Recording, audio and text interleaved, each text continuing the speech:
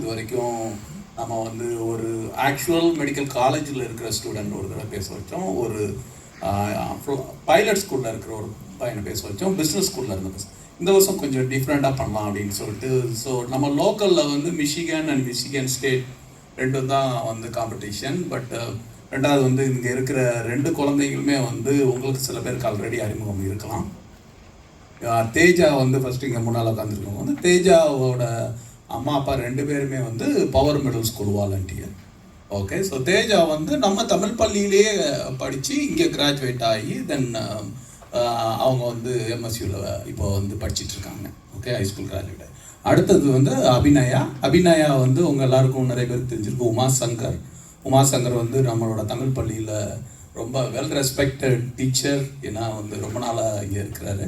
So அவரோட குழந்தை தான். ஸோ 2 பேருமே வந்து நான் ஆல்ரெடி ராம் சொன்ன மாதிரி தான், ரொம்ப அவங்களாம் வந்து பேபிலேருந்து பார்த்து வளர்ந்த குழந்தைங்க. சேமஸில் கேட்குறீங்க, நிறைய குழந்தைங்க தமிழ் பள்ளியில் ரொம்ப நாள் இருக்கிறதுனால அவங்க 2 பேரை நான் 2 நாளைக்கு முன்னால் ரீச் பண்ணி, ஐயோ நான் மறந்துட்டேன் போன வாரம், நீங்கள் ரெடி ஆகணுன்னா அங்கிள் சொல்லுங்கள் அப்படின்னு சொல்லி ஜம்ப் பண்ணாங்க. ராத்திரி 11 மணிக்கு கால் பண்ணி என்ன டாபிக் கவர் பண்ணணும், நேற்று ராத்திரி 11 மணிக்கு வந்து கால் பண்ணுறாங்க 2 பேரும் வந்து நீங்கள் சொல்லுங்கள் அப்படின்னு சொல்கிறேன். நான் சொன்னேன் வந்து இது வந்து நார்மலாக வந்து நம்ம பள்ளியில் படிக்கிற ஸ்டூடெண்ட்ஸ்க்கு தான் வந்து அவேர்னஸ் க்ரியேட் பண்ணுற மாதிரி இருக்கணும். பட் நான் என்ன நினைக்கிறேன் அப்படின்னா, மோர் தென் ஸ்டூடெண்ட்ஸ், அவங்க எல்லாம் சின்ன பசங்க, அவங்களுக்குன்னு சில சேலஞ்சஸ் இருக்கும். அஸ் அ பேரண்டாக வந்து சில இடத்துல நம்ம எங்கே எம்பத்தி காட்ட வேண்டிய இடத்துல வந்து மிஸ் பண்ணியிருப்போம். நம்ம வந்து நம்ம படித்த காலத்துல இருந்தே வந்து நம்மளோட தாட்ஸ் எல்லாம் அப்படியே இருக்கும். நம்ம குழந்தையும் அதே டைரக்ஷனில் புஷ் பண்ணோம். அகடமிக்ஸ் நீ எல்லாத்துலேயும் ஏ கிரேட் வாங்கினியா அப்படிங்கிறது மட்டும்தான் வந்து பொதுவாக வந்து Asian parents, not necessarily Tamil பேரண்ட்ஸ்ன்னு சொல்ல வரல, அப்படி புஷ் பண்ணோம். சில பேரண்ட்ஸ் டிஃப்ரெண்ட்ஸ் இந்த மிக்ஸ்டாக இருக்கிறாங்க நம்ம ஜென்ரேஷனில். ஸோ அப்படி இருக்கும்போது நான் வந்து இந்த பசங்கள்கிட்ட சொன்ன வந்து, நீங்கள் எப்படி இன்னைக்கு ஒரு சக்ஸஸ்ஃபுல் எஜுகேஷன் ப்ரோக்ராமில் இருக்கிறீங்கன்னு சொல்கிறத விட வந்து அது வர்றதுக்குரிய சேலஞ்சஸ் என்ன பார்த்தீங்கிறத நீங்கள் சொல்லுங்கள்.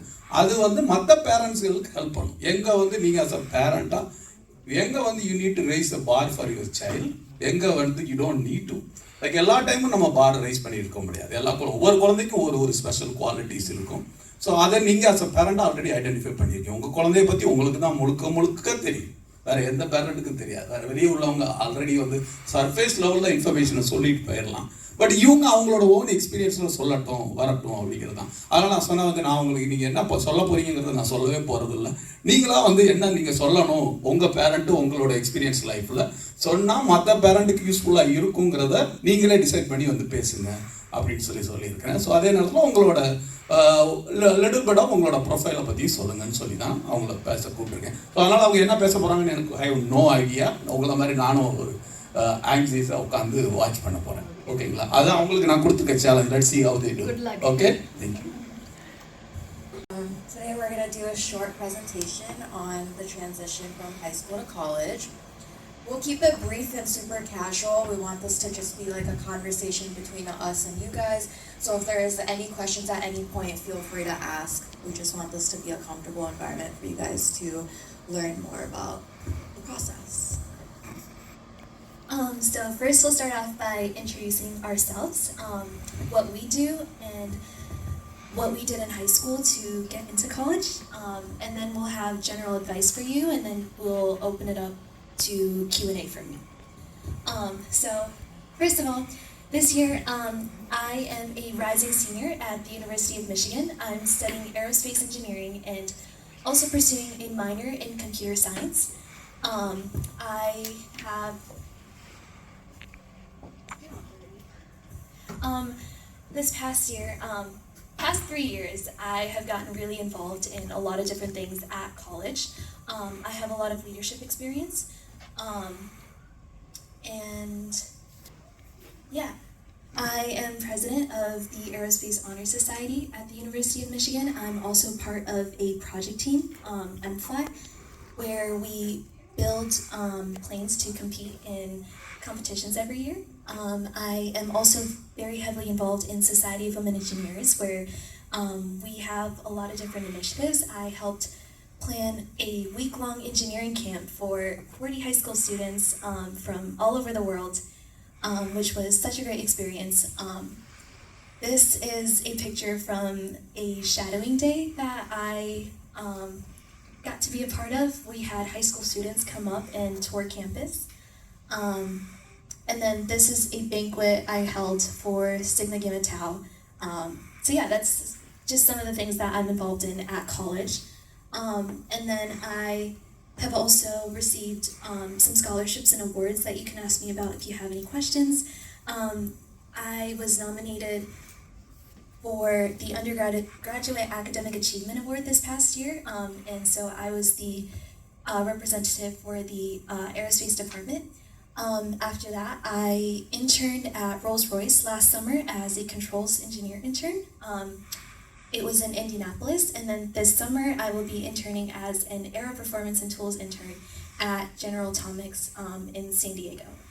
After that, I just got involved in a research lab called the Ideas Lab, where they do work at the intersection of systems engineering and multidisciplinary optimization. And then I also did a study abroad in France. And so that's just some of the things that I'm doing currently in college. And then these were the stats that got me into U of M. I had a 4.0 GPA. I took 12 AP and IB classes, scored 1550 on the SAT, and then some of my extracurriculars, I did varsity tennis and ski, went to state championships, captained my ski team. I did DECA all 4 years of high school. I was a 3-time state finalist, and then I also competed at ICDC at the national level. And then I was also part of National Honor Society, Novi Youth Council, and then I did a research internship through Ford, through a program that they do called High School Science and Technology. So yeah, those are all the things that I did in high school. And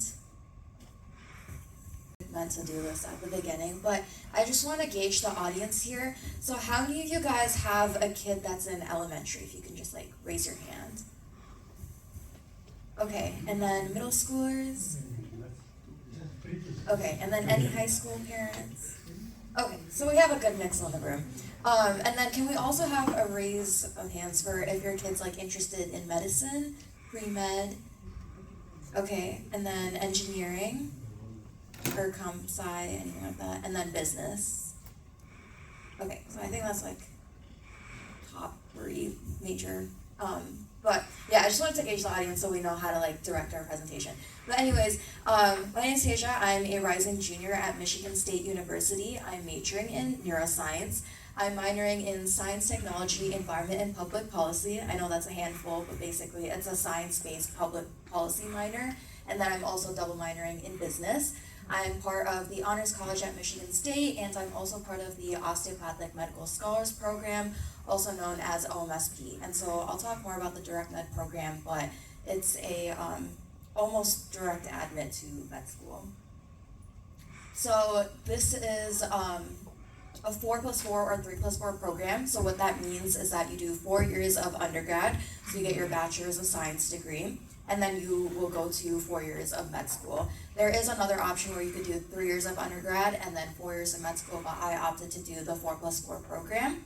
And so what this program looks like is you'll do your undergrad, and so like any other pre-med, you will take the same classes, you will do volunteering, shadowing, clinical opportunities, you'll do all of that same thing, but other pre-meds will have to take the test called the MCAT. I think in India, like the similar version to that is like the NEET. So you have like an exam that you have to take before med school, and it determines like what med schools you could go to.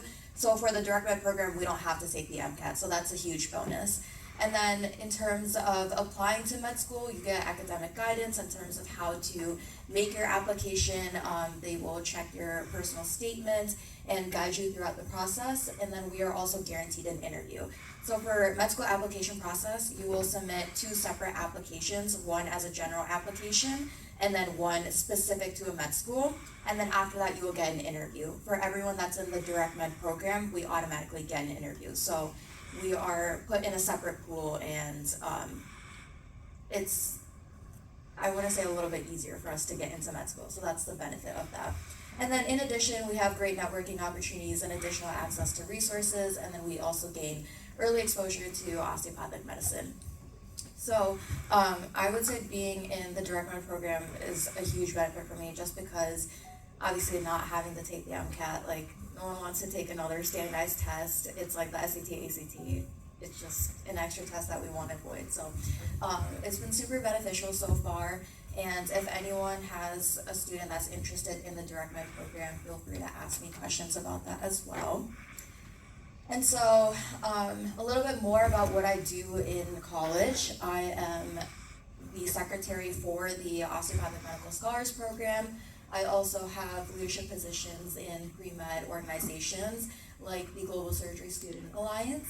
And then I also am involved with the Office of Undergrad Research. I serve as an ambassador and then also as a Pathway to Research peer advisor. Both of those positions basically allow me to help other students at MSU find research positions. And then in terms of clinical positions, I work as an endoscopy tech. So if you ever had a colonoscopy or an endoscopy, there's a physician, and then they also have like the right-hand man, which will allow them to like help out during procedures. So that's something that I do. And then I will also be starting as a phlebotomist. If you don't know what that means, it's basically the person that pokes you when they're drawing blood. So that's something that I'll be doing this summer as well. I'm also doing a little bit of volunteering at Sparrow Hospital, which is our biggest hospital up in Lansing, and then I do shadowing. So for those who don't know what shadowing is, basically you will email a doctor, or if you already know them, you'll ask them if you can shadow them. Basically, you'll go to their clinic and you'll spend the whole day with them, go see patients with them, and kind of see how they go about their day-to-day work life. And then I'm also involved in 2 different labs for research. One of them is a pancreatic imaging studies lab. So we're looking at pancreatic cancer and looking at the best imaging techniques, whether that's comparing MRI or ultrasounds. And then the second lab is looking at cognitive changes from concussion injuries, and we're looking at specific injuries from MSU athletes. And then I also did a study abroad program in Mexico. So how did I get into the direct med program? So I was in a bit of a sticky situation. I was deciding between going to UMich and the direct med program, and I'm very fortunate enough to have that as a problem and like be able to choose between 2 amazing universities and an amazing program as well. So these are my stats: 4.0 GPA, 35 on the ACT. And then for my extracurriculars, I did cancer research at Henry Ford, and then I shadowed in urology, scrubbing into like surgical cases. I also did a little bit of shadowing in a dental clinic as well. I was a hospital volunteer in 3 different departments: neurology, emergency department, and labor and delivery. I was also a American Red Cross volunteer. I volunteered regionally at local blood drives. And then I also founded the North Farmington American Red Cross Club, and I was president for all 4 years. I also had president and chair level leadership positions for HOSA, National Honor Society, and the Farmington Hills Mayor Youth Council. I also worked as a teaching assistant at the Kumon Math and Reading Center, and then I worked as a birthday party coordinator at the Hawk. And I also did additional workshops called OsteoChamps and Future Docs. Those first 2, they're considered a pathway program for high school students that are interested into going into the OMSP Direct Med program, or just eventually into MSc Com. So if you have a middle school student or a high school student that's interested in going into medicine, even if it's not at MSU and they want to go somewhere else, I think those 2 programs are very beneficial. So if you have any questions or are interested in that, you can ask me about that as well. And then the last 2, Perry Initiative, it was an orthopedic simulation workshop. I got a great opportunity to practice like a simulated orthopedic surgery, and then also network with orthopedic surgeons. And then MIRCOR is a genetics-based workshop for a week. So I'm gonna briefly go over the Common App. So after high school, you spent 4 years of high school doing classes, courses, extracurriculars. I didn't do sports, but if you're doing sports, that as well, music, whatever you're doing during high school. But then you get to the Common App senior year, and this is your big portfolio that you're going to turn into colleges. So Common App is a website, and there's different parts to the Common App. And so this is something that I wish I had very early on in my high school career, because I think knowing what goes onto the Common App helps you design your portfolio. So there's specific things that I'll go over and it'll make more sense. But the first part is your profile, so this will obviously contain your name, your email, your demographics, and then the second part is a family section. So I believe this, it's been a while, might have changed, so everything that we're saying, like, take it with a grain of salt because it's been a while since we both applied to college. But I believe this section contains information about your parents' education and then their background, what job they work. And then you will have an education section, which will just contain like a course list, what classes you took during high school. And then you'll have a testing section. This is where you'll turn in either your SAT or ACT scores. And then you'll have an activity section. So this is something that I wish I knew before. There's only 10, is it 10 or 15? There's 10 spots on the Common App that you can choose to put into. So it's important you choose what 10 you're going to put into the Common App and then also how you write about it and what you gained from those experiences. So this is where you would put your extracurriculars, any awards you got, or if you played a sport. And then finally you have your writing section, and this is where you turn in your personal statement. I want to say it was around 750 words, 650 words, something like that, where you'll write an essay about a short story on like why you wanted to the certain field that you chose to go into, or just share a little bit about yourself. This part is super important because this is where you're going to show your personality to these colleges. And then in addition to the Common App, each college will sometimes have additional essays that they'll require you to write, and so those will be shorter, somewhere from like 200 to 350 words. So that was a little bit about the application process. This is for financial aid. So FAFSA is one of the biggest ways that you could use to pay for college, and this is a federal student aid. So there is subsidized and unsubsidized loans. Subsidized meaning that your interest for the loans that you take out doesn't start until after you graduate, and then unsubsidized, as soon as you take the loan, the interest for it will start.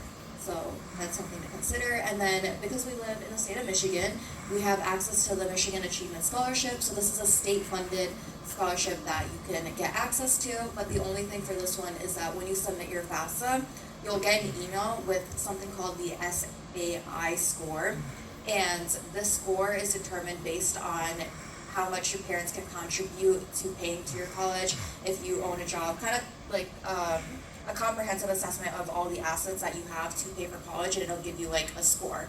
And so your score has to be under 30,000 in order to be eligible for the Michigan Achievement Scholarship. And then finally, you have just your simple scholarships that you can apply through each university. I know for MSU, we have a specific portal called MSU Scholarships. You go on there, you submit all your information, and it'll automatically apply you to any scholarships that you are eligible for. And then there's also private and public scholarships that you can just find through Google. But me personally, I haven't had that much luck with it. I think it's just better to go through the scholarship website that your university has.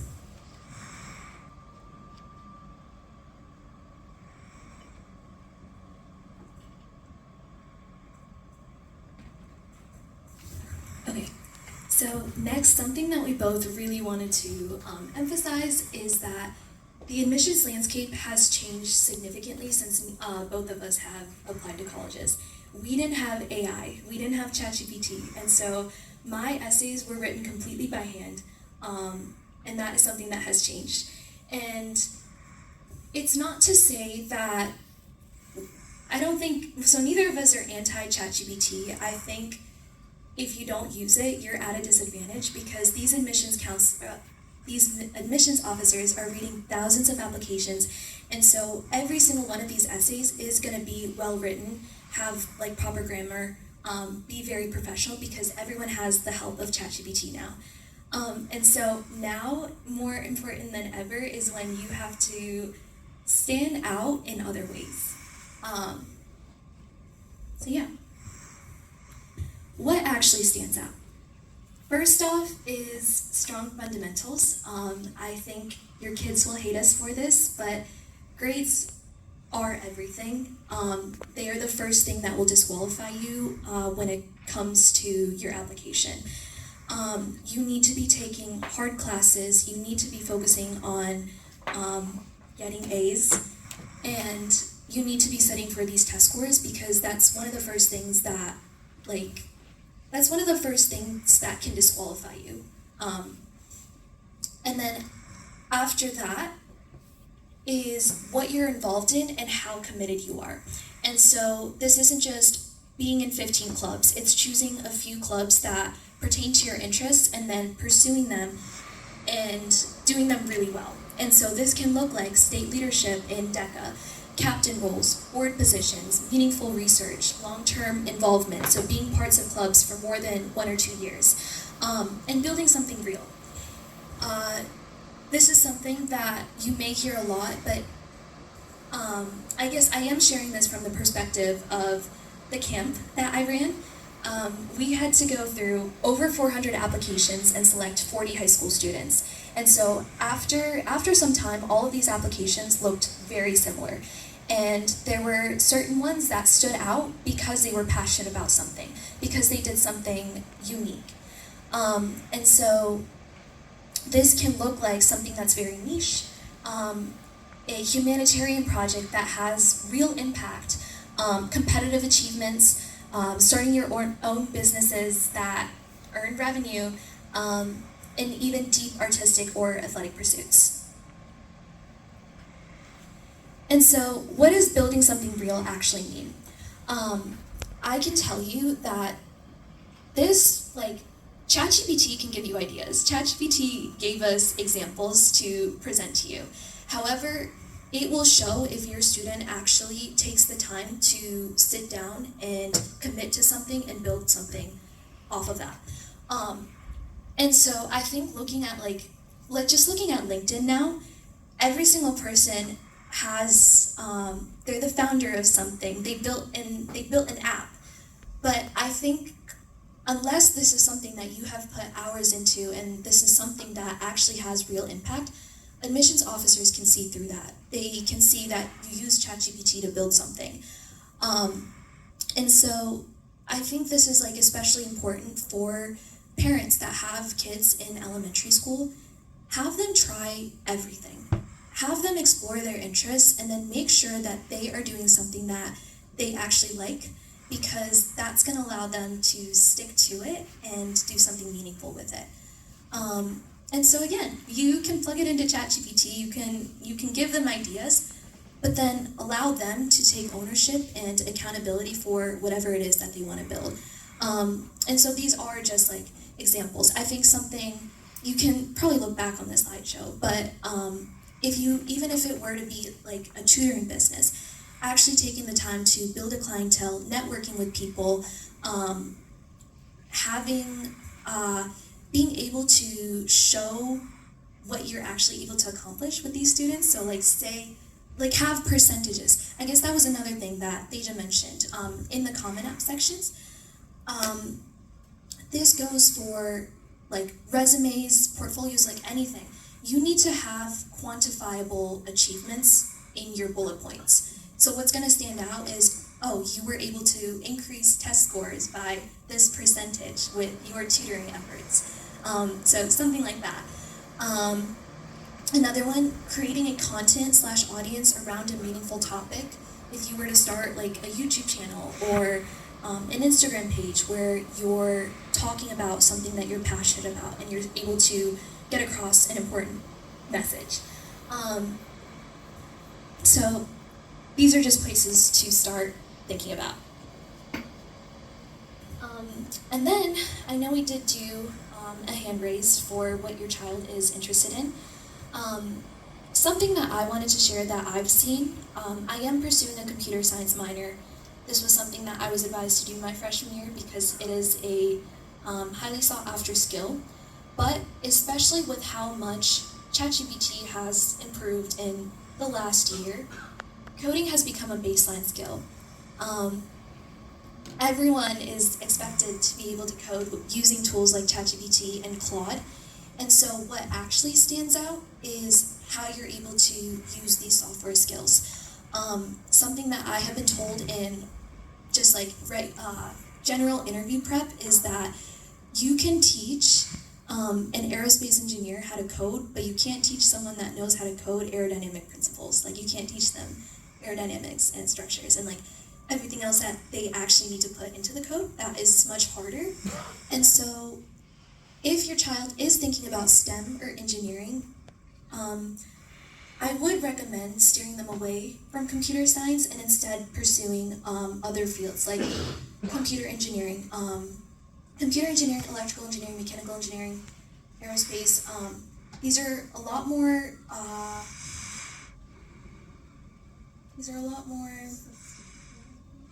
Sustainable. I'm looking for synonym to like niche, but yeah.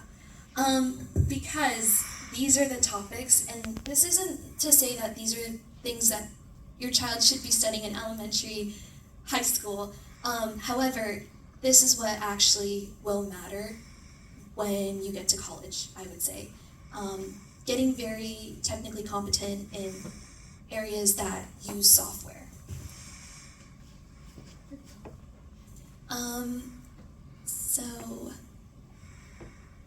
Okay.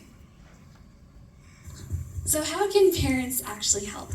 I would say that, like I said, academic excellence mattered. Academic excellence matters a lot, and your students know that.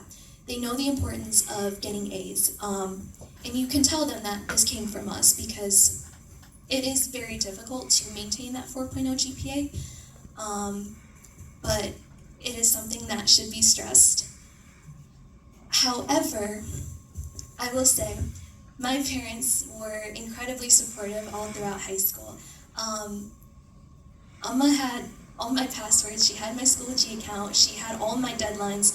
She literally planned out every single step of high school for me. She told me when to study for what exam, what to get involved in, what to do.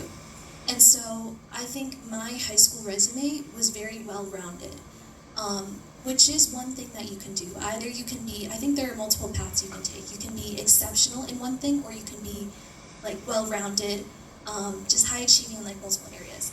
So I don't think I was like exceptional in any sense. Like I wasn't state officer for DECA. I like didn't have like incredible leadership positions, but overall I had good grades, and I had sports, I had community service, I just had a well-rounded resume.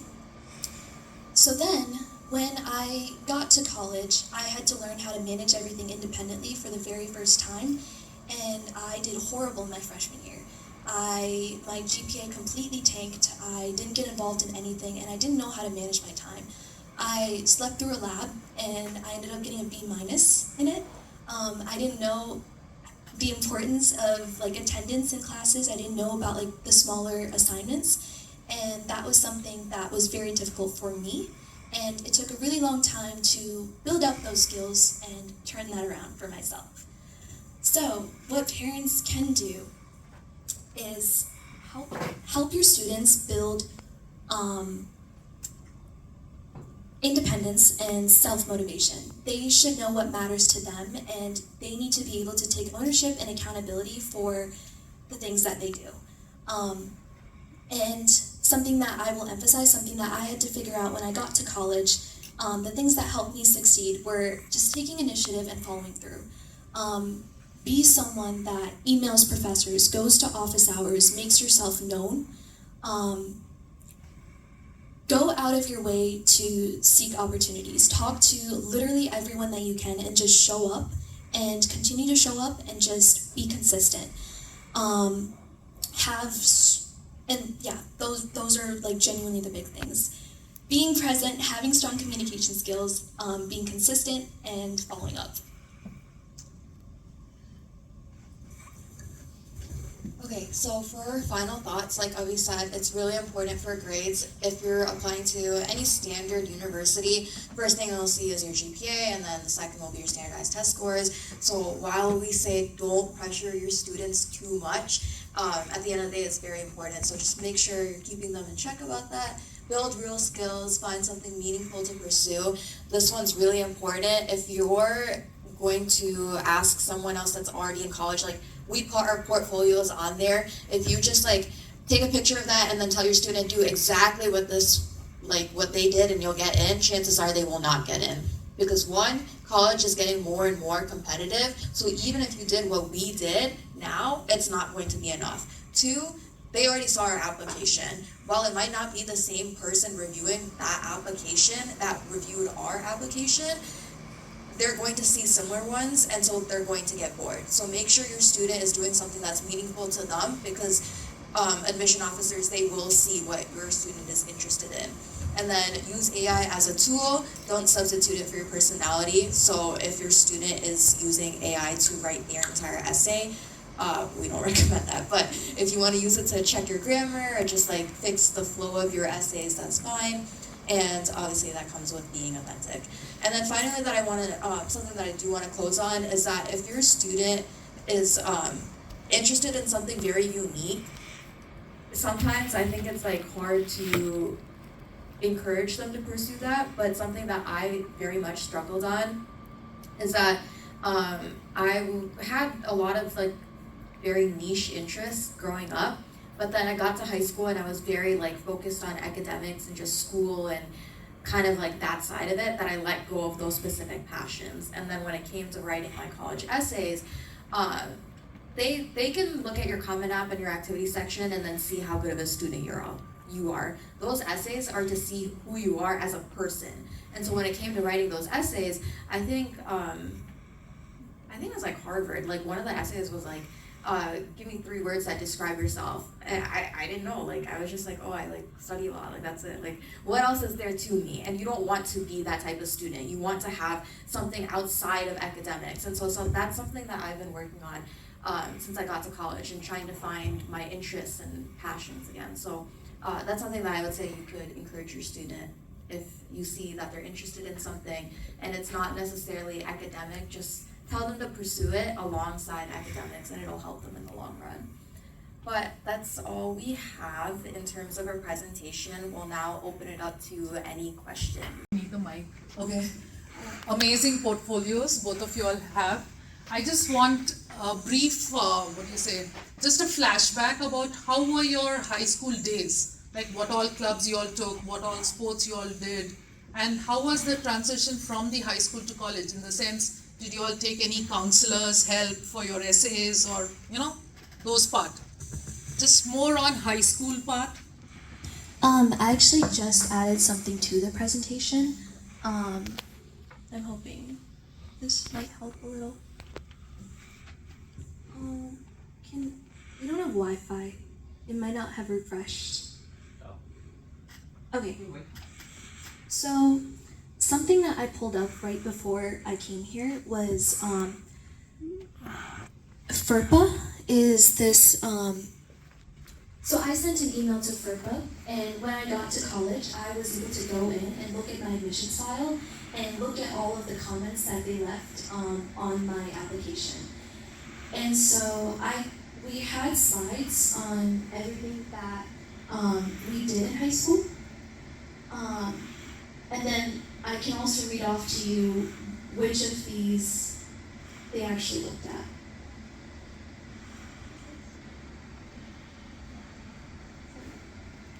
Okay. I'll look at. I'll go on. I think the question is more about how your high school days, time management. Yeah. So during high school, Yeah. you did this much. Yeah. How did you manage your life during the time? So Okay. that's what, like as a parent, they want to know, so that they can kind of help their parents. Okay. I You know, see. so during high school, you would have done so much. You showed your profile. What's challenges you went through during the time of high school, in terms of, it could be anything, right? That's what she is after, not necessarily what college looked into your high school profile to kind of position you in a place, right? That's our question to us. Did I say it right? Okay, I understand. I think sports took up a lot of my time. I would get home at like 6, 7 p.m. every single day. And I would be exhausted. And I think I would take a nap, and then Amma would wake me up at 12 to start homework, and then I would go back to sleep at 3 p.m. So I would say, don't do what I did. I think I wish I had fixed my sleep schedule, because that is something that I had to build in college, which is not great. I didn't sleep in high school. or I just had like a really like bad sleep schedule. But I think sports took up so much of my time, and then AP studying. I remember I would have to skip like tennis tournaments to study for AP exams. I think I was just always studying. Mom is there in the corner there. That's your mom. By the way, I உண்மைதானே? said earlier, that's Abhinay's mom, Andika. She's also a Power Middle School volunteer. Yeah, I don't think you're gonna like the answers. There's no good answer, but like I was advocating for sports, but most of my time went into extracurriculars. I was very involved in leadership, so managing all of those clubs that I was in charge of took up a lot of time. Yeah, like I would come home at like 3 p.m., take a nap until 8 p.m., wake up, eat dinner, talk to my parents, and start studying at like maybe 10, 11 p.m., and then study till like 2 a.m. and go to bed. So yeah, it's not a good lifestyle. It's not sustainable in any shape or form. But the best way that I can put it is that let your student figure it out, because I figured it out by end of senior year of high school. Also, a lot of things that you start with in high school, you'll learn that it's not very high yield per se. Sometimes you'll just do it because everyone else is doing it. You'll be like, oh, my friends are doing it, so I'll do it too. But over time, you'll see what benefits you. And so just encourage them to think and reflect. Like, am I doing this club because everyone else is doing it? Or am I doing it because it's truly helping me in my application?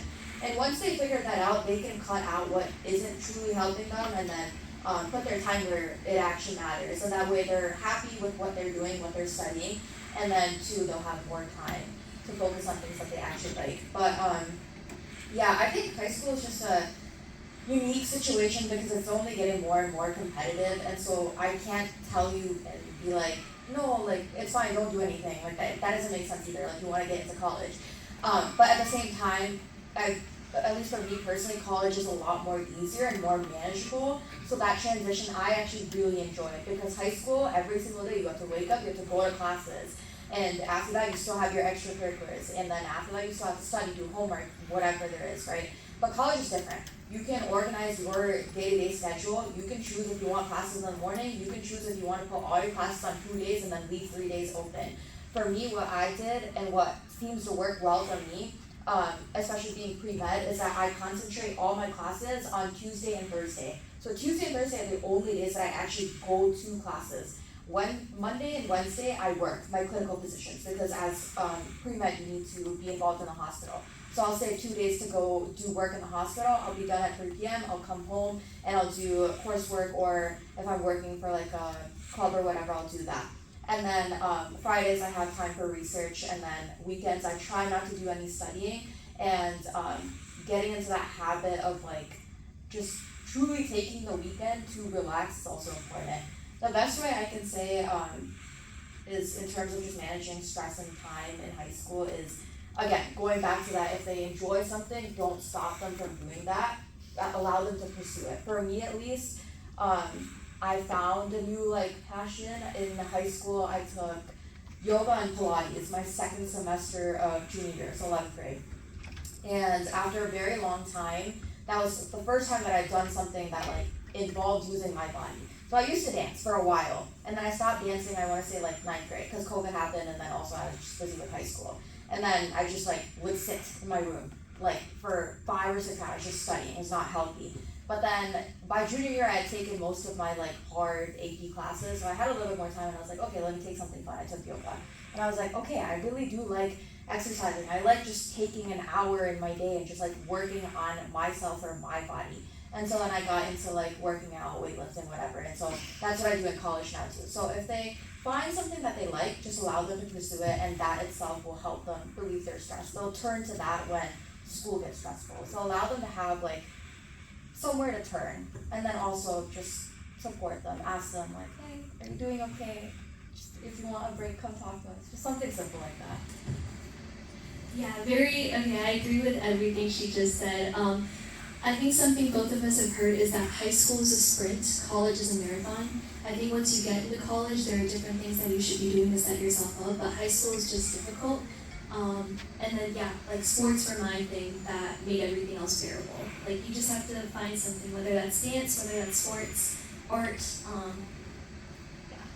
And then same in college, you have to take breaks. I also do either Mondays or Wednesdays or Tuesdays and Thursdays for classes, and then I use the rest of my times to plan for my leadership in my orgs, or go to office hours or project teams. You really have to you really have to get good at sectioning your schedule into like work, and then extracurriculars, and then like downtime. Downtime is very important. Through in high school, what she's looking for, right? Like how she explained during COVID, she was in 5 hours in the room, and then she picked up yoga and palat. All those things helped her. Something similar, you have your own experience during high school. You had an outlet. You want to help. They're not going to take it and use it. It's important for parents to understand it. Not just studying all days going to help the child, right? They need to take a break and then a different way, right? So did you have any challenge on that front, or how did you overcome that when you had that challenge? Yeah, so we were like very big on social or like quarantining, social distancing. And so my parents let me join the ski team because it was a socially distanced sport. I'd wear a mask while I was like going downhill. But that was like an opportunity to leave my house for 3-4 hours of the day and just think about nothing. So I think sports were like my escape.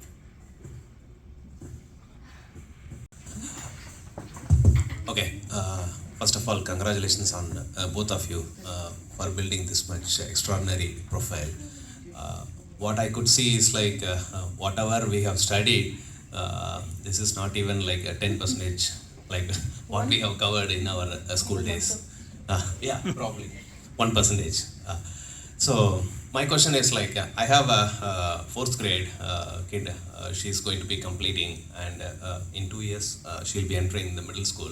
I'm not like over exaggerating or thinking, but like since we are talking about the high school here, does the kids needs to focus anything from the middle school, or the focus has to happen from the high school?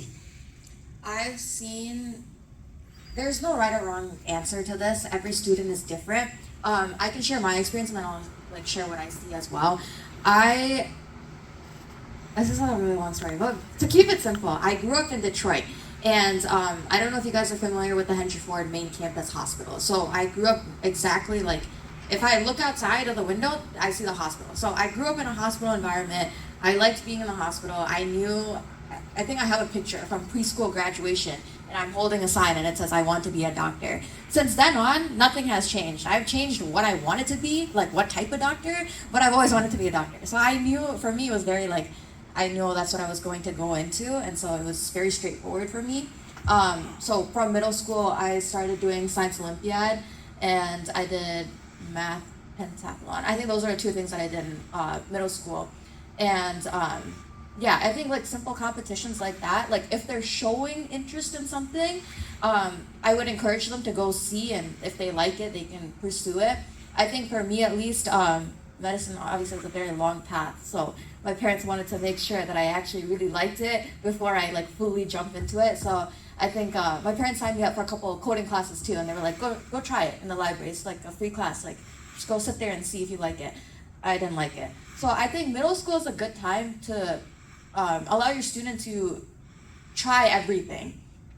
I think also something that is very commonly seen in like the basic community, it's like always the top 3, like business, computer science, engineering, or medicine. If they're interested in something else as well, allow them to pursue that. So whatever they show interest in, or if you just want to put them in different classes in different areas, I think middle school is a good time to do that. But also encourage them to keep an open mind. I went in very like medicine focused my entire life, and I don't know if that's a good thing or bad thing. I'll never know because I'm kind of already set in that pathway. But if they're leaning towards one side, tell them to just keep an open mind and explore everything before they settle on one specific area. Did that answer your question? Yeah. Okay. I would also say middle school is a really good time to build work ethic. And so grades don't matter in middle school, but it's a good opportunity to start aiming for those A's so that you know what to expect when you get to high school. And I also think that 4th grade is like an incredible opportunity because Something that will set your kid apart are competitions. So robotics are, or I think she should, I mean, try everything. I really enjoyed robotics. Something I didn't like was how involved my parents were. And so that didn't really give me the opportunity to learn because the uncles were just coming in and doing the engineering for us. So Robotics has become more like a parents' competition. yes, Competition. yes, and that is something I've seen. So so at my college we have like these elementary schools. We have them come in. Like I've done multiple like K through 12 initiatives where we have like kids come in to explore campus. However, it's very obvious that these kids haven't. I can't say they haven't done it. I'm sure their like parents have made them learn along the way, but it's a lot their parents pushing them, and that's something that shows. I think if you allow them the opportunity to get involved and do things, they will fall in love with it. Like I really enjoy engineering, but for the longest time, I didn't know how to get involved. Like I didn't, because Appa would grab the circuit board and he would do the wires for me, and he would build it for me. And so I theoretically I knew how it all worked, but I was never the one doing it, and that took that away from me. Okay. So math competitions, make sure they understand the importance of it. Because again, I think math is really interesting. And it was something that like, I took a class in college, and I'm realizing that like, I've seen all of these things in like middle school, elementary, but I didn't understand them or how they applied to problems until I like actually had to like learn it on my own. So just as long as they understand and can take ownership and accountability, everything that you put them in will benefit them. Yeah, going off of that, I think competition is really important, but more than like telling them like, oh, if you're gonna do this, like go win, I think more than the winning, the experience really helps. Because for me, at least like you go do a lot of competitions, but you're not gonna win every single time. I think the growth mentality and saying like, I didn't win today, but I'm gonna keep working, I'm gonna do better. That's something that really pushed me in middle school. Like Science Olympiad was very competitive, and I think I put too much stress on myself, and I was just like, I needed to win, but it was not that serious. It's middle school Science Olympiad. Nothing's that serious in middle school, but putting that pressure on myself like allowed me to prepare myself for high school and college, because now like you just grow with that competitive mindset, and over time healthy competition is always good, and training your mind to understand that, yeah, today I didn't win, but that's not going to stop me. Tomorrow I'm going to wake up, I'm going to do even more work, and then I will win in the future. So kind of that, I think more of like what they learned content wise is probably not too important in middle school, but the growth mentality and setting up skills in the future is probably more important. Okay, thank you. I have one more follow-up question. So, the question is like towards on the sports or the extracurricular focus which we are planning to give it, right? Is there any, based on your experiences or like you overcome, do you think like, okay, these are all the sports or like clubs or like activities which are not worthwhile doing it, just to avoid or like not too much give attention is what like I'm trying to understand. Yeah. I will say Probably like, is that like worthwhile to give focus for a group event or like or a individual? I think both is very important. They will look at both. It's like what Avi said before. You can go two ways with your application. You can be a well-rounded student and have everything done in every single area. Because in theory, they're going to look at your application and they're going to say, oh, did you do this? Did you do that? Did you do this? And if you check all the boxes, how are they going to reject you? So you could go that way. Or you could take the other route and say, I'm going to choose this one area and I'm going to be like the best person in the state in that one specific area, whether that's a sport or a competition or anything else. So two different pathways, and based on what path you want to take, that the answer will differ for that. But in terms of what is useful, what's not useful, this goes back to their interest. If they're doing it because their friends are doing it, that's not worth their time. Because when they're writing about it in their application, they can tell.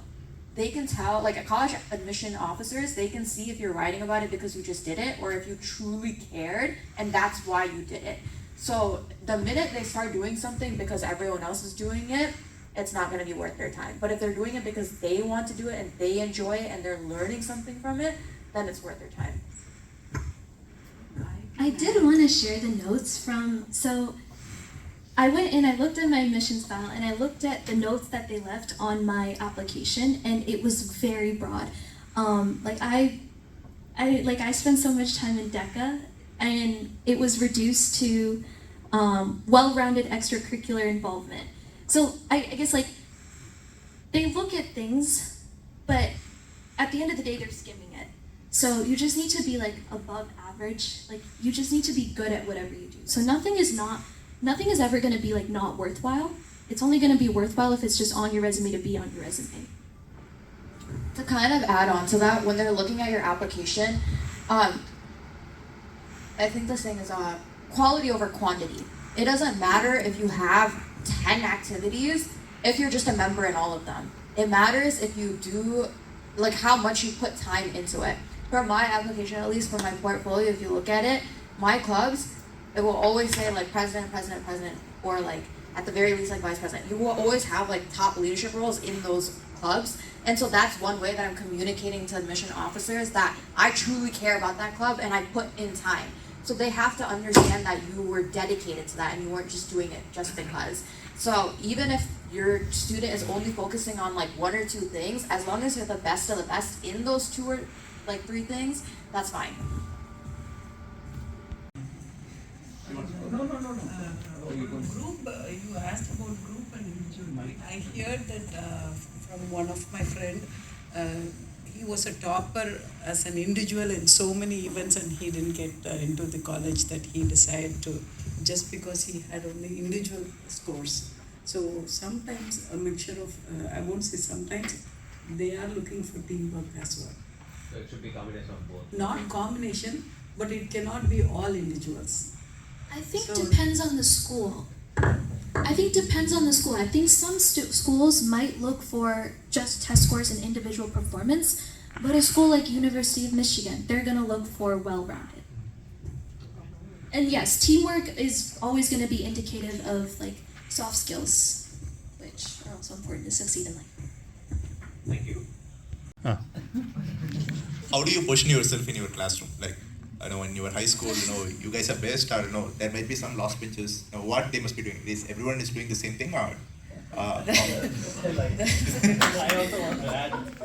I think like No, he's having a. No, I also want to add. So everyone will get 4.0 GPA, or like there are some kids who have less than 4 or 3.5 and will go into UIM.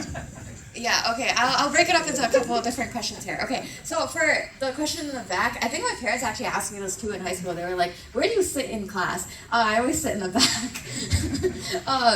Yeah, I think like, especially because when I'm watching Tamil like movies, like I see like the kids in the back are usually not the best students. I think in here it doesn't really matter. Wherever you sit, just... I think its question is more like if you have 100 students, like if you are going to rank it, like yourself in academically or whatever in the classroom, not necessarily where you are in the place. Okay. Like are you going to put yourself in a top 10%, 20% or 30%? That's what his question is more towards. What percentage you will put it from academic side of the world? Of I group think we're you were both dealing like with? top 10%. Yeah, I don't think we want to say that, but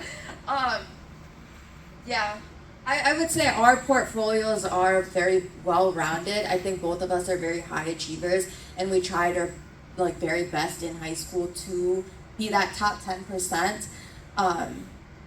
So yeah, not every application will look like this, if that's the question. You don't have to do this much to get into U of M or MSU or wherever. I think for me personally, so one of the pre-med workshops that I mentioned, OsteoChamps, I went to that, and once I went to that program, I knew that MSU, like the direct med program, that's what I wanted to do. So I was ready to do anything to get into that program, and I did not want a single place where they could say, oh, you didn't do that, so I'm not going to take you. So that's why for me, like, I did everything possible, but in no means do you have to do that much to get into college. To answer the question about the 4.0 GPA, no, not everyone will have a 4.0 GPA. I know a lot of people that didn't have a 4.0 GPA and got into U of M. I think they say something called reviewing the application holistically. So what that means is that they'll look at your grades. They are very important. And if you have a 4.0, a good SAT, ACT score, it's like the first tick, and then they'll look at everything else. If they don't, they'll like put a red flag and they'll say, okay, let's look at the rest and see if it makes up for the GPA. But if the rest of your application is like also not that good and your GPA is also not a 4.0, then like your chances are lower. But then again, it doesn't mean you won't get in. It's just the chances are lower. Essays are also very important. Some of the notes that they left on mine were essays feature college level writing and identify a strong UM interest, and then strong UM interest with campus visit and research of programs. So that is also something that can very much help you stand out. To the college, what counselor left the note on her profile, that's what she's thinking of. Okay, so, yes, he's going back and reading into it. Yeah. But I don't think students will have access to it immediately when they get accepted or rejected, right? It takes about a year for the student can go back and see that. You know, that would be a little late, because but it will help to know from other students, hey, what did the counselor leave a comment on your profile after seeing, right? So if we have more collection of the data, we don't want to be a nosy guy, but sometimes that information helps. Okay, this kid has this is what written on by the counselor on her profile, right?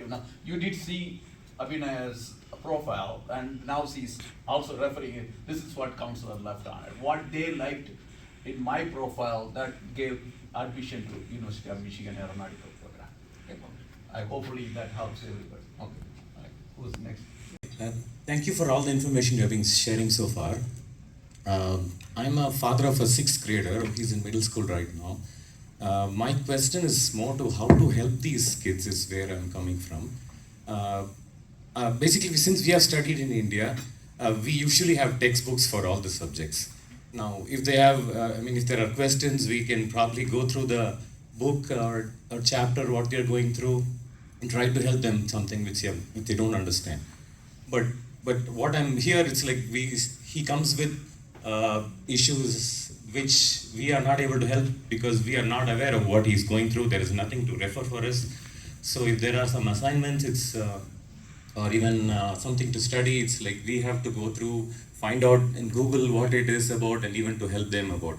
So I'm trying to understand, especially for a kid who's not a high achiever, right? If it's a high achiever, they probably listen everything at school and they are capable of handling it themselves. But if they are not a high achiever and if they need some parent support, how do we, what is your advice or suggestions for parents? How do we support kids who are not high achievers? How much of hand-holding can we do?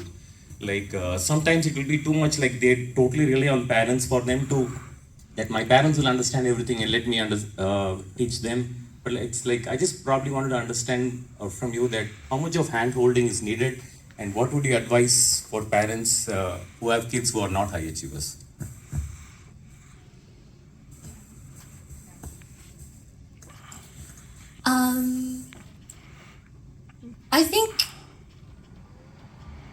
I wonder if it could be beneficial to let them fail.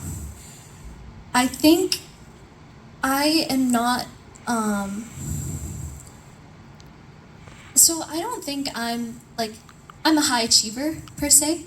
I think in high school I did all the right things. And then when I got to college, I was left on my own and I got 1A all of freshman year.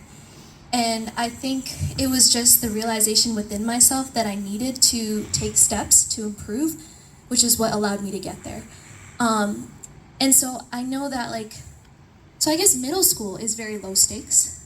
I think, but I don't know. I think when you're a child, you do need that guidance. So it's very difficult, but I would say, I think something that might have helped me is if I had talked to someone at my level.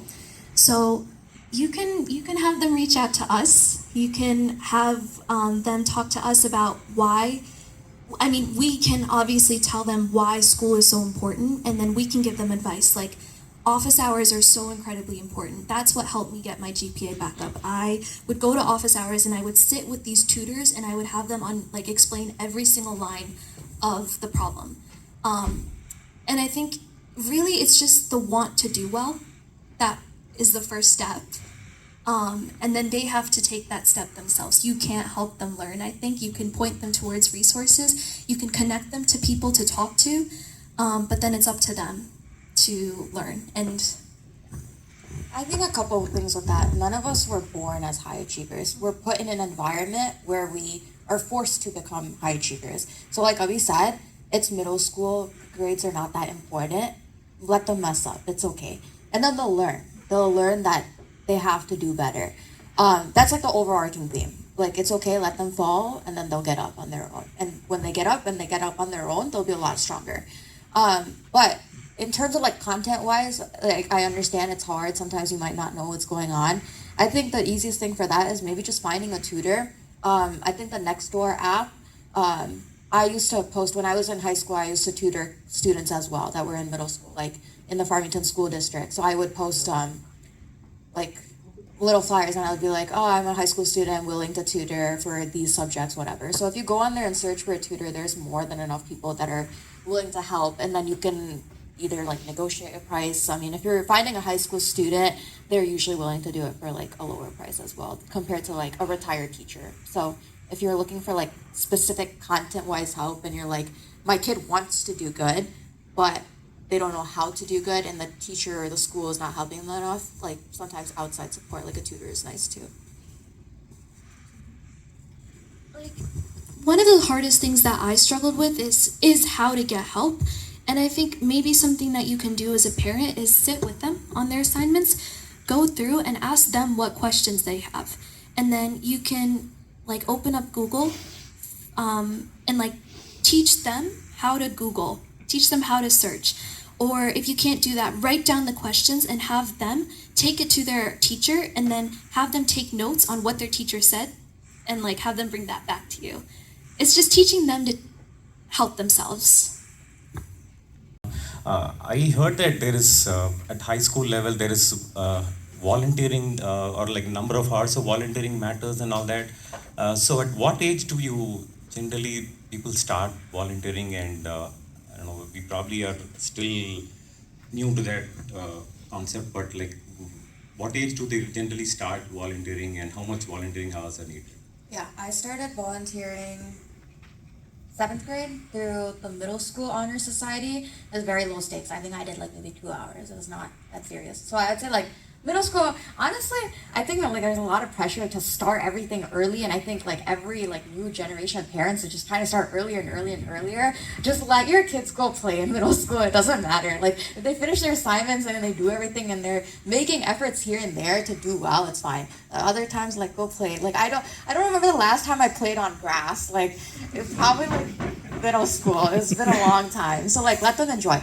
But I would say yeah, I think the Honor Society, like both of us had like National Honor Society on our portfolios. That's one of the biggest like clubs that your student will probably join in high school that will force them to have volunteer hours to maintain their membership. I think it's 20 hours per school year for National Honor Society. And then the National Honor Society club itself will give them opportunities to volunteer. They'll be like, go here and do this and you'll get your hours. So you don't need to look anywhere different. For me at least, because I was applying pre-med, we're required to have lots of volunteer hours, and so I did a little bit in the hospital. They have, if you search up a hospital name and then search up volunteering, they have their own website and how to apply and everything for that. And then I also did stuff through American Red Cross. Something I will say about the American Red Cross, I think it's great. There's options for virtual volunteering, which is what I do right now even in college, because when I was at home and I was a high school student, I would volunteer at the blood drive on Farmington, in Farmington Hills. I think it's like on Haggerty. But there's also virtual options that they can do, which is what I do from East Lansing now. So American Red Cross is really nice. And I think something that a lot of people think about the American Red Cross is that it's only for pre-meds. But I have a cousin that goes to Georgia Tech and he graduated, but he's like on the engineering side, and he also volunteered with the American Red Cross. So if your kid is like looking for something to do volunteering wise, I think the minimum age requirement is 14. Like I think you have to be in high school to start volunteering with the American Red Cross. But I think that's an easy way to get hours. Hi, you two did a wonderful job, fantastic, and I'm so happy for you. My question is, we have recently moved from California to Michigan, right? So in your experience, did you come across any kids who joined in the high school and how they get blended into the new environment here, right? From different, in between, right? My daughter's in 10th grade now, she's going to join 11th, by 11th and 12th. So these are foundational years for her to move into graduation. In your experience, did your friends or anyone in your academic settings had a similar experience, and how did they cope up? Or did they struggle, or it becomes very easy for them to just get blended into the academics of Michigan, or what's your experience? I don't have anyone in mind that I know of that moved during high school, but I will say that adjustment period is different for every student, and it depends on how they adapt to different situations. I will also say academic-wise, I think it's probably the same. Like, especially if they're taking AP courses or whatnot, it's a standard curriculum for everyone, and you have the standardized like tests that's also the same for everyone, like national-wide. So academic-wise, I don't think there's probably like that big of a difference. I think more of like just the social life aspect. High school is a time where your social life plays a big role, and I think sometimes it plays such a big role that it'll like get a little bit into your academics as well. So maintaining that is also very important. Yeah, I think the best thing you can do as parents is just like ask and be like, is everything okay? Like, are you making friends? There's no like right way to go about it other than just being supportive and listening. I think it's up to your student to figure out like how they want to go about that. Tell them to join clubs. I think most people are very welcoming to newcomers. I think people will want to take him in. And so I think joining clubs would probably be the best way to like socially assimilate. Sports. Great. Oh, thank you. I mean, that's what in fact, this place is quite welcoming. I can see that. Last week I was very, very welcome here. Ram, asked me to, just asked me to go to the stage and start. I'm pretty new and a few weeks here. And this place is welcoming, and so you are. So now I'm confident my daughter will do well. Thank you. About more on achievements and clubs and volunteering hours, right? So which is important, but I would like to understand other part. What are the problems will have kids from becoming a teenaging, right? Like especially turning emotions and stress in family and also in school and socializing. How will you address those problems? I would like to hear your experience from your parents. Yeah, I would say it's a very like, at least for my parents, I think like because they came from India, there's one like the social difference in terms of like culture, and then also just me being a teenager. Like I was like either always really angry or really tired or just like school stress or just like, yeah, there was very few times that I was just happy and calm. So I think that's something that you just have to learn to adapt to. I think something that my parents had to learn is that I think high school is a time where you tend to value friendships a lot. It's the first time in your life where you are trying to make long-lasting friendships. But at the same time, it's really important to understand that in high school, everyone's growing. Everyone's minds are growing. Not only are we growing physically, our minds and our values and our morals, what we prioritize, what is important to us, we're also forming thoughts and processes about that.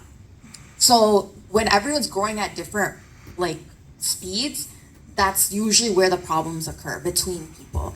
So I think the best thing you can do is like I don't know anyone that's gone through high school without any problems. Everyone will like have some sort of problem in their social life. Just be there and understand and listen. I think for my parents at least, the more they started listening, the more they understood. And even till this day, like I'm in college now, sometimes I explain things and they don't understand, but I think having a space where they're willing to understand and like I feel safe enough to come home and tell them, that itself is like a big support system. So I think like the only answer to that is just listen and be open and supportive. So one of you did your SAT score and then another one of you did the ACT. You know, like know why you chose them? For me at least, I started with the SAT. I did Kabir's prep, by the way. In all honesty, I think everyone does Kabir's. Yeah. So, yeah. But by no means do you have to sign up for Kabir's prep. Full disclaimer. So I started with SAT. In full honesty, my score was not good in SAT. So then I switched to the ACT. And this was actually good for me because I was pre-med and the ACT has a science section as well. And I would say, because I've taken both tests, they're both structured differently. SAT, I would say the questions are a little bit harder, but there's fewer questions. So you take longer on each question and it's more analytical. ACT, the questions are straightforward. They're not like a little roundabout way. It gives you the question, you read it, you do it, but there's more questions. So it's more of like a speed test. So it was just like easier. So for me, it was the fact that I was already good at like speed-based tests. And so speed wasn't a problem for me. The questions are easy. ACT makes sense. It also has a science section, so I can show colleges that I'm good at science. But you can do either or. There's literally like, colleges will look at them the exact same. The only thing that I see a benefit with the SAT is the National Merit, what is it called? It's Merit Scholarship. Yeah, it's been a while since I've taken these tests. But the National Merit Scholarship, I think that's attached to your PSAT score. And so if you're looking to... Wait, PSAT is taken in 8th grade, no? Yeah. Okay, so that's something that middle schoolers should prepare for. You don't have to do good on it, but just tell them to take it seriously. But yeah, to answer your question, doesn't matter what you choose to do. I would encourage everyone to just like try both and then see what works for you. So I'm in NJHS and we had to do 20 hours in order to get our cohorts. And my friend, she's in early college, she said she needed 100 hours to go into pre-med. Is there like any kind of hour conditions you have here? I would say I had around 200 to 300 before I applied to college. There's no requirement. If you're thinking about doing med, I would do at least 50 minimum just to be safe. That's like safe side. You can do like 20 and be okay. But like on the safer edge, like I would have higher number of like volunteer hours. But in terms of like everything that they like, you might hear like, oh, like you need an SAT score of this amount, or you need volunteering of this amount. While there are numbers everywhere, and if you ask like college admissions, like, oh, like you need this number, those are just numbers. Again, it depends on every student and the rest of your application. So you could do like 500 hours and still get rejected if the rest of your application's bad. So just make sure you're putting your time like everywhere where it needs to be. It'll be okay. Looks like summers. So in high school, from 9th grade to 10th grade, that summer I took chemistry. Because I wanted to like speed up in my classes and take my APs sooner. So I took chemistry. And then I think almost all summers I volunteered at the hospital. Between 10th grade and 11th grade, and between 11th grade and 12th grade, I did my cancer research at Henry Ford. And then, yeah, I think that's all I did for high school summers. Just courses. 8 to 9? 8 to 9, I don't think I did. I think over summers I would do like math prep, like competitions maybe. 9th to 10th grade I took a year of math to get ahead. If anyone is interested in Michigan engineering, advice that you will get is do not take physics or math at engineering. At college, because it's very difficult. These are weeder classes, and they make it very difficult on purpose. And so most people will dual enroll at a community college to get these credits out of the way. And so I got up until Calc 3 out of the way in high school. I should have gotten Calc 4 as well. I dual enrolled Calc 4, so I was fine. But get ahead in math. I think that really sets you up well for college if you're interested in engineering. And then sophomore to junior year, I studied for the SAT. I did Kabir's prep. And then junior to senior year of college, I did that Ford internship program. So a lot of the things that you want to do it before your senior year, because senior year is when you'll be applying to college. Right now, and we academically we are not sending him any classes, but he is actually in top score. But my question is like whether he need to be in any other the math or any classes. Because all my friends are sending them in like special classes, paying like $2,000. So we are like dilemma, like we don't know what to do. But his score is good, but still we don't know what he's doing. Like no ideas about anything about the math or things going on, because he don't have any books, as he said. Every day he's just coming home, but whatever he listen in the classroom, so score is good, but we want to do something like better, so I just want to need help about that. It's really mandatory to send him in math class or anything like that. To add up on it, even in the same class my son is also in. So what I'm asking is, I'm adding up to that do we need to really go for any extracurricular activities like sports or any additional academic classes, or choose something to be, you told us that we don't have to excel in the top thing and go run for something, right? But do we need to go away from what is taught in the school? Like we are, not all parents are going for extracurricular activities and classes, right? Only then do we get into the college, is what I'm questioning. I think yes, because we have seen this, I've seen this. International students come in with such an incredible work ethic. It's because the education system here sucks. Like they don't teach you anything, and like you do need to be doing more than what they're teaching you in school, I would say. I don't think you need to put him in, are they both interested in engineering? Yes, they are. I mean, my son is he is interested in engineering, but he's been in top score in the classes, like always A kind of thing. But that's the only thing that he does. He doesn't go for sports. As you said, he has to excel in something that there's nothing. But we have put him in some classes, like math, advanced math or something, but not participating in math, pentalone, whatever you are saying, like not into some kind of competitions. But generally, I think competitions are very important. Okay. If he has the free time, if they're both already doing well in school, explore that and see what they could do better in. But he's in music and dance. Okay. He's very good in dance and he won nationals and other things. But extracurricular is fine.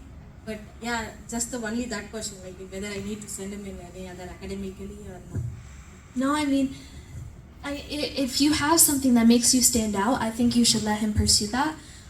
If he's like naturally good at math, it would be helpful to explore science Olympiad, math Olympiads, competitions. He doesn't even have to study for it, you can just test. Yeah, one more question is like whatever clubs they apply, it's like first come, first serve, right? That way they are selecting. So only one club he got selected, but other clubs he didn't get selected. So In high school? No, he's in middle school right now. In middle school, Seventh clubs grade. are that competitive? Yeah, he applied for robotics because he never been in robotics, so he applied for robotics and many 2-3 clubs, but he didn't get selected. Like not only him, like lot of kids are not getting selected. most of the time, the clubs are all full already, so we don't get the opportunity. Yeah. Network. Something like web chat. Find who's running these clubs, find who's actually involved, and just show up. Ask what work is there to be done. There's always work that needs to be done, and I think the only way to get in is to make yourself known. Okay. Oh my You god. already. Thank you so much. He's taken at least 3, I think, is in 10th grade. So in junior and senior, how many APs and IBs she has to take? There's no required amount. It depends on them. Obviously, the more they take, the better, because they don't have to take it in college. But what is she interested in? Medicine, yeah. So I would take all your science APs, so chem, bio, physics, environmental science, psychology, stats, AP, BC Calc. Those are the main ones that I would highly recommend. Whatever she takes after that, it just increases her weighted GPA, but there's no benefit other than telling colleges that you're capable of taking college classes. But I would take all the science ones, and then psych, stats, and if she can take the other ones. Yeah. If you think it would help, have your kids reach out to us. We can give very specific advice on what credits transfer. I have FaceTimed multiple people that have reached out to me this summer in trying to help them prepare for freshman year at college. There are certain APs that you should be taking that will transfer over into your program. So, so you can talk to Deja because she's pre-med. Yeah, these are our emails if you guys want to take it down. We're more than willing to talk to you guys or your students if they have any questions. At school, do you have anyone who can give the guidance for college, how to accrue the college credits or whatever, or the way to college, what is to be focused? Is there a counselor, dedicated counselor or tutor or any department that guides the children? Counselors also don't know anything. Have your kids reach out to family, friends, people in college, us. We can help more. But none of the high school has some department that is to guide this. Is there any? They do, but they don't know specifics about college. I think they are very The helpful. guidance towards college is what I'm asking. Is there anybody in any of the high schools? Nobody. I got very lucky with my counselors. I went to North Farmington High School. I had 2 counselors. Both of them were very willing to help me. Sometimes they didn't know. Actually, a lot of times they didn't know what was going on, but they were willing to take the time to go reach out to whoever and get answers back to me. Depends on the counselor. But I agree with Abhi. Sometimes it's just easier to reach out through family, friends because we're in the process and we just, probably easier to go through us. But the high school departments is not actually really helpful, is what you're saying. They can provide basic information, but if it's highly detailed or specific to a program, probably not. Oh, okay. Thank you. How important is that, to pick the universities? We have to have this university to get a job outside, or Where you study matters or not is the question. Yeah. I think it depends on what you're studying. For pre-med, at least, it doesn't matter. It matters more for our med school, where we go. But even then, I would say it doesn't really matter even for med school, because at the end of the day, a doctor's a doctor. You're not going to go to a hospital and be like, oh, you went to that medical school, I'm not going to go see you. Doctor's doctor. So I think for medicine it doesn't matter as much, but I would definitely say for any other field it's very important, just because I know at UMich they have easier access to internships and just networking. Yeah, University of Michigan is a really strong name. So the way I got my internship is at a conference so people from all over the country were coming to this conference. And so here I was stand out because I came from University of Michigan. And then on top of that, alumni networks. Michigan has the biggest alumni network in the world. No matter where you go, you will find someone from U of M. And so that's always going to be a plus. They'll be able to pass your resume along and be of more help than you could possibly imagine. When they go to the school, they are exposed to different technology. So maybe in your junior year or senior year, you may be undergoing certain stress levels. So you may feel that your parents may not be able to understand that because of the background. So what are the signs as a parent we can have to look for in the case, hey, this could be the red flag which we may not be aware of. How is the cultural differences? Is there any indication that we need to be aware of the cultural differences from the kids, because they are exposed to various cultures, and we may not know this is a red signal or not by the behavior. We will think it is because of the cultural differences, but the boy or the girl, the child is going in the right way or wrong way. Is it should be alarmed or not is the question. Hope you get it, what he's saying. Yeah.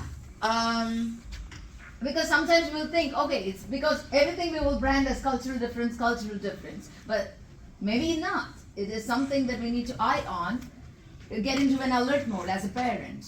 I think there's two sides to this. One, you have to keep an open mind because there are cultural differences and you have to try to understand where your kid's coming from. But at the end of the day, at least for my family, there's certain things that I'm allowed to do and there's certain things that I'm not allowed to do. And while we grow up in America, I'm still Indian. So there's still some cultural values that I have to respect, and those are some things that my parents tell me to do, so I have to respect what they tell me to do. So it's between you and your kid, and you can literally sit down and have a conversation and say, okay, I know other kids in America are doing this, but like for our family, like we can't do that. So it's more of a conversation on like what you can and can't do. But then before you set that boundary down, just listen to them and see where they're coming from. In terms of like determining whether that's like a red flag or if it's just a cultural difference, I don't really know if there's a way. I think now that I'm older, I can understand my parents' perspectives a lot more. I think it is terrifying to come to a new country and send your kids off into this world. I can understand much better now that, I mean, they were just scared, and then, like, they had reason to be. I think one of the ways that you can continue to stay close with your child, like, during these times, is just being there for them. Tell your kids you're proud of them, acknowledge all of their accomplishments. When they do something, don't just be like, okay, like, what's the next thing? Like, take the time to sit down and, like, appreciate their efforts. I think, like, that makes the biggest difference. And then, like, some things, I think it is a culture thing where you guys grew up a certain way, and so you don't feel comfortable sending your kids to certain places. But I think that it could be beneficial just to sit down with your child and understand where they're coming from, understand why they want to go somewhere, and don't just immediately be dismissive, but really sit down and listen. Probably, both of you